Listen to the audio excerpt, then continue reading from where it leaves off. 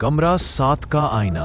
अक्टूबर की एक ठंडी शाम को रिया सड़क किनारे एक छोटे से होटल में रुकी जिसका नाम द रेस्ट हेवन था।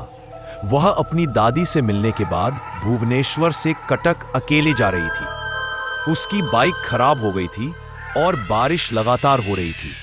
सराय के मालिक धुंधली आंखों वाले एक बूढ़े आदमी ने उसे चाबी दी और धीरे से कहा, अब सिर्फ कमरा 7 ही बचा है। आधी रात के बाद आईने में मत देखना। रिया घबराकर हंस पड़ी। क्यों? उसने पूछा। क्यों? क्योंकि इसमें तुम्हें नहीं दिखाया गया है, उसने जवाब दिया और चला गया। कमरा 7 छोटा लेकिन साफ था। एक सिंगल बेड, धूल भरी लकड़ी की कुर्सी और कोने में एक ऊंचा पुराना आईना रखा था। आईने के फ्रेम पर अजीबोगरीब नक्काशी थी, खुले मुंह और खोखली आंखों वाले चेहरे। जैसे ही सामान खोला, रिया ने कुछ बेचैन करने वाला देखा। उसका प्रतिबिंब उसकी चाल से 1 सेकंड धीमा लग रहा था। जब उसने अपने बालों में कंघी की तो एक पल बाद परछाई भी कंघी हो गई। जब उसने पलकें झपकाई तो नहीं, शायद मैं थक गई, उसने सोचा और लेट गई। रात के 11:45 बजे बाहर गरज के साथ बिजली कड़की। रिया सो नहीं पाई। उसने अपना फोन उठाया, सिग्नल नहीं। बारिश तेज हो गई। तभी शीशे से एक हल्की सी थपथपाहट हुई। टप टप टप। वो ठिठक गई। ये तो बस हवा है, उसने फुसफुसाते हुए कहा।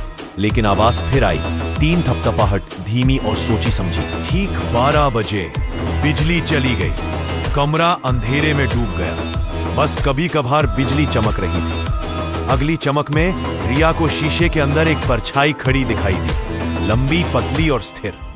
ये उसकी छवि जैसी लग रही थी, लेकिन कुछ गड़बड़ थी। आंखें बहुत गहरी थी, मुस्कान बहुत चौड़ी भी। फिर शीशे से फुसफुसाहट आई, मेरे साथ जगह बदल लो। उसका दिल जोर से धड़क रहा था। वह लड़खड़ाकर पीछे हट गई, जिससे कुर्सी गिर गई। कौन है? वह चीखी। तुम थकी हुई हो, मैं तुम्हारे लिए आराम कर सकती हूं। प्रतिबिंब मुस्कुराया, हालांकि वह रो रही थी। वह दरवाजे की तरफ दौड़ी, लेकिन वह नहीं खुला। कुंडी बार बार घूम रही थी। जब उसने पीछे मुड़कर देखा तो उसका प्रतिबिंब अपने आप हिल रहा था, दर्पण के किनारे के करीब आ रहा था। रिया ने दर्पण को कंबल से ढक दिया और कांपती हुई बिस्तर पर बैठ गई। थपथपाहट जारी रही, अब तेज। कंबल हिलने लगा, दूसरी तरफ से कुछ धक्का दे रहा था। फिर एक फुसफुसाहट, मेरी तरफ देखो।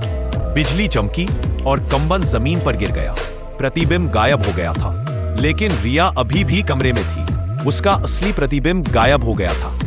दरवाजे पर दस्तक। भोर होते ही बारिश रुक गई। सराय वाले ने धीरे से दस्तक दी। मिस, आपका नाश्ता। कोई जवाब नहीं। उसने धीरे से दरवाजा खोला। कमरा खाली था, सिर्फ आईना खुला, बेदाग चमक रहा था। जैसे ही वह जाने के लिए मुड़ा, उसने प्रतिबिंब में कुछ देखा। एक लड़की उसके पीछे खड़ी मंद मंद मुस्कुरा रही थी। उसने आह भरी और फुसफुसाया, एक और। फिर उसने दरवाजा बंद कर दिया और उस पर एक बोर्ड लगा दिया, कमरा 7, परेशान न करे। 1 साल बाद एक नया यात्री अर्जुन होटल में आया। सराय वाले ने फिर धीरे से कहा, सिर्फ कमरा 7 खाली है। आधी रात के बाद आईने में मत देखना। अर्जुन हंसा। भूत की कहानियां है ना? वह कमरे में दाखिल हुआ, अपना बैग नीचे रखा और आईने में देखा। आईने के अंदर एक लड़की की धुंधली सी आकृति खड़ी उसे देख रही थी। उसके होंठ चुपचाप हिल रहे थे और शब्द बना रहे थे, मेरे साथ जगह बदल लो। और जैसे ही आधी रात हुई, एक बार फिर गरज के साथ बारिश हुई।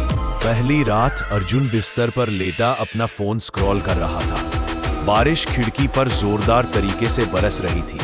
दीवार पर लगी पुरानी घड़ी धीरे धीरे आधी रात की ओर बढ़ रही थी। सराय वाले की चेतावनी याद करके वह हंस पड़ा। आधी रात के बाद आईने में मत देखना।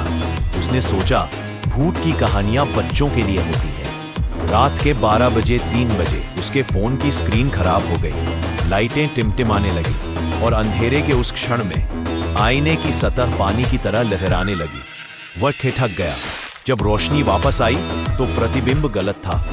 उसके प्रतिबिंब की आंखें उसकी ओर नहीं देख रही थी, वे उसके बाईं ओर थोड़ा देख रही थी, मानो कोई अदृश्य चीज उसके बगल में खड़ी हो।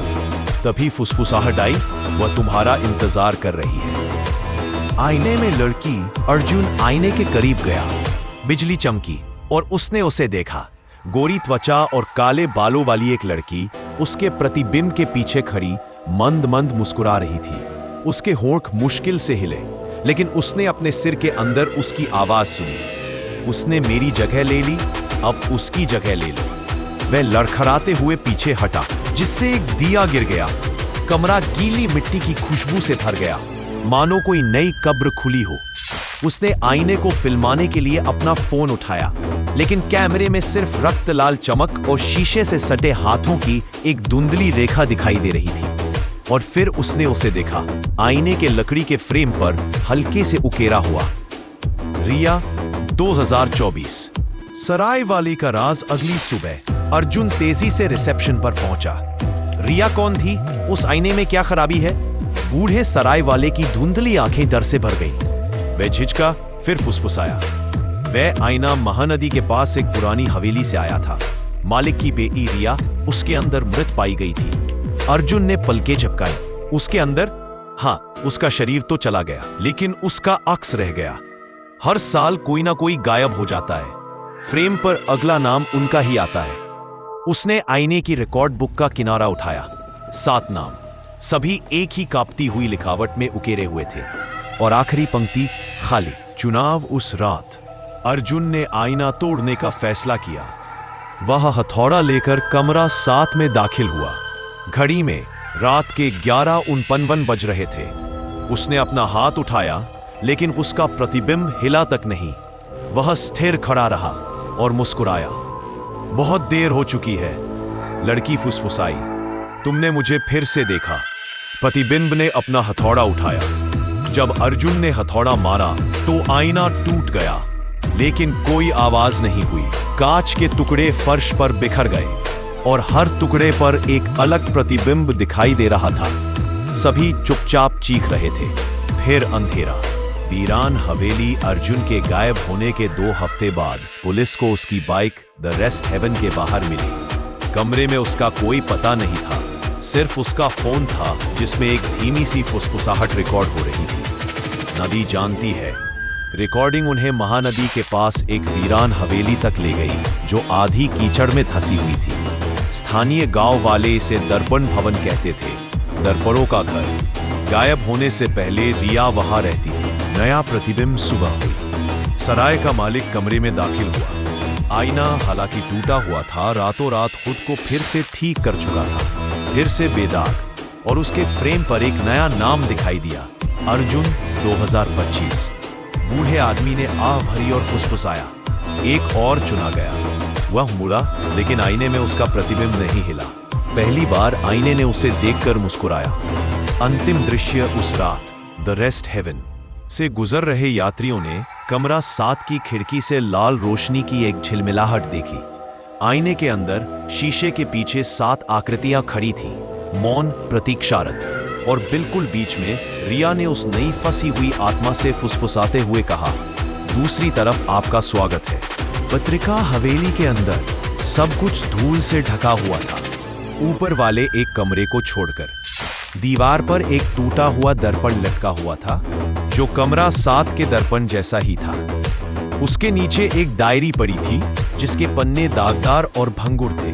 पहले पन्ने पर लिखा था, मेरा नाम रिया सेन है। मुझे शीशे से फुसफुसाहट सुनाई दे रही है। हर प्रविष्टि और गहरी होती गई। माँ कहती हैं कि यह आईना हमारे पूर्वजों का था, लेकिन रात में मुझे ऐसे चेहरे दिखाई देते हैं जो मेरे नहीं हैं।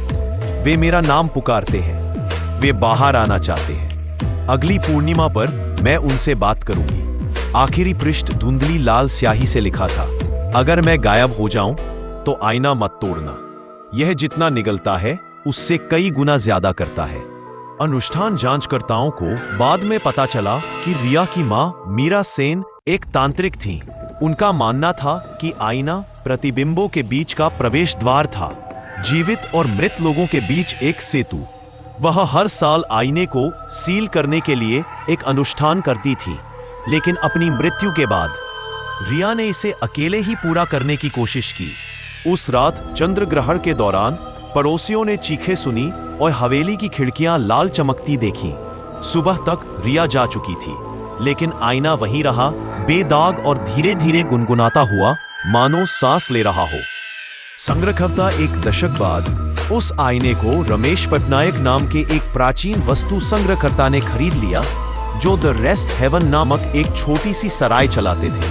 उन्होंने आईने को कमरा 7 में रखा, इस अभिशाप से अनजान। लेकिन जल्द ही मेहमान गायब होने लगे, हर साल एक। उन्होंने कई बार आईने को नष्ट करने की कोशिश की। यह हमेशा भोर से पहले अपनी जगह पर लौट आता था। आखिरकार उन्हें समझ में आया, आईना नष्ट नहीं होना चाहता, यह देखा जाना चाहता है। और इसलिए उन्होंने एक नियम बनाया, एक शांत चेतावनी। आधी रात के बाद आईने में मत देखो। वापसी आज का दिन। होटल बंद है, कमरा 7 हमेशा के लिए बंद है। लेकिन एक तूफानी रात में बूढ़े सराय मालिक को दरवाजे पर दस्तक सुनाई देती है। दस्तक, दस्तक, दस्तक। जब वो उसे खोलता है तो बारिश में भीगी एक युवती बाहर खड़ी होती है। उसकी आवाज कांप रही है, साहब मेरी बाइक खराब हो गई है, क्या मैं आज रात यही रुक सकती हूँ? बूढ़ा आदमी ठिठक जाता है। उसका चेहरा जाना पहचाना सा लगता है, बहुत जाना पहचाना। वह हल्की सी मुस्कान देती है और फुसफुसाती है, मेरा नाम रिया है। बिजली चमकती है, उससे पहले ही खिड़की में उसका प्रतिबिंब दिखाई देता है। बूढ़े आदमी का दिल रुक जाता है। कमरा 7 का आईना एक बार फिर लाल हो जाता है। अंतहीन प्रतिबिंब। अगली सुबह किसी का कोई नामो निशान नहीं, न कोई मेहमान, न कोई रखवाला, न कोई आवाज। बस आईना बचा है, साफ, पॉलिश किया हुआ, इंतजार कर रहा है।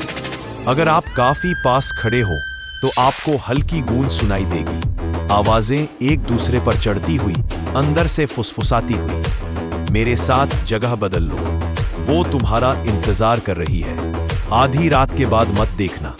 और अगर आप काफी देर तक देखते रहेंगे तो आपको कोई मुस्कुराता हुआ दिखाई देगा, तुम्हारा प्रतिबिंब नहीं बल्कि उसका। रिया अभी भी फंसा हुआ, अभी भी इंतजार कर रहा, अभी भी अगली आत्मा को देखने के लिए पुकार रहा है।